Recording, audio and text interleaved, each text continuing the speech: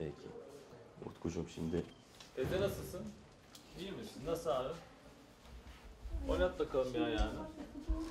Tamam oynat ayağını. Gaza bas. Bir gaza bas. Gaza bas. Gaza bas. Gaza bas. Bas bas gaza. Bas gaza bas. Kendine çek.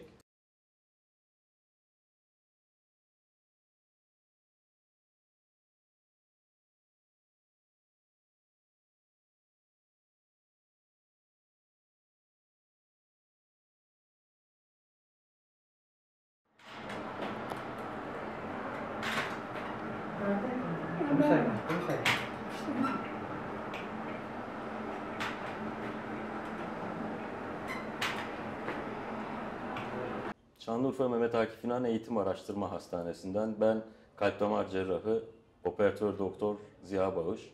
Arkadaşım ortopedi uzmanı operatör doktor Utku Uyan. Hastamız 66 yaşında hanım. Evde geçirdiği bir travma sonrası sağ bacağında bileğe yakın parçalı kırığı oluşuyor. Bu nedenle hastanemize müracaat etmiş.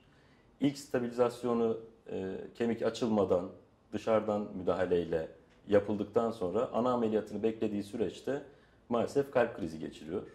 Akabinde yapılan koroner anjiyografisinde hastanın bir damarının tam tıkalı, diğer 3 damarının da tama yakın tıkalı olduğu tespit ediliyor. Bu süreçte biz araştırmaya başladık nasıl bir şey yapabiliriz diye. Çünkü hastanın açık kalp cerrahisiyle 4 damarına bypass yapılması gerekiyordu. Bu ameliyatlardan herhangi birini ertelemek gibi bir şansımız, lüksümüz olmadığını tespit ettik. Zira her iki ameliyattan birini ertelemek hastaya ciddi sağlık sorunları getirecekti beraberinde.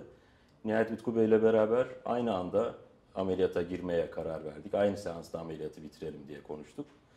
Nitekim öyle de oldu. Genel anestezi altında Utku Bey sağ olsun ana kemiğine dışarıdan bir implantasyonla kemiği stabilize etti. Biz de aynı seansta hastanın 4 damarına bypass yaptık.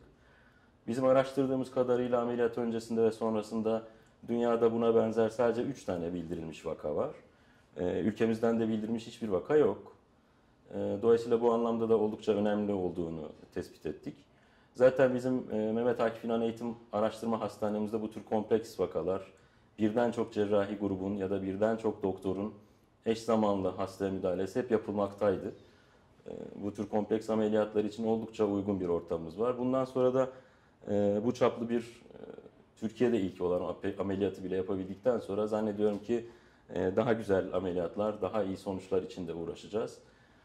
Bu meyanda özellikle Utku Bey'e, anestezi uzmanımız Nazlı Hanım'a ve bütün yoğun bakımından servise, bütün arkadaşlarımıza teşekkür borçluyum. Hastamız şu anda ameliyatın hemen ertesi günü yürümeye yavaş yavaş başlamıştı. Şimdi de az önce de gördüğünüz gibi serviste çok küçük desteklerle yürüyor. Tahmin ediyorum birkaç gün içerisinde de daha iyi olacak, daha rahat yürüyecek, sağlıkla da taburcu etmeyi planlıyoruz kendisini.